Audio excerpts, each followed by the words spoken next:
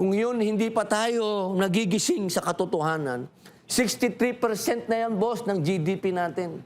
Tandaan natin, ang international standard, pag lumagpas ka ng 60%, ibig sabihin, hindi ka na makaka-recover. Para ka ng failed state. Nandun na po tayo.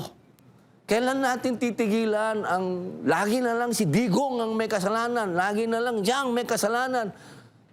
Wow, 4 years na po ang siya pa din pala ang may kasalanan. Siguro panahon na po para tayo ding lahat naman tayo, religious na tao, siguro mag-ano din tayo, contemplate.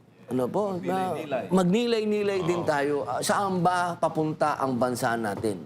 Diba? Kung yun ang ilalagay natin sa... Takatigilan nyo yung sobrang daming ambisyon. Sobrang daming ambisyon ng mga politiko dito sa bayan nito. Yan o ang #1 na sumisira sa ating bayan, yung ambisyon. Wala pa kayong mga nagagawa sa mga lokal ninyo. Sa paggawa ng batas, yung iba, ano ba ang mga napatunayan na mga batas nyo nang ginawa at gusto nyong maging Pangulo?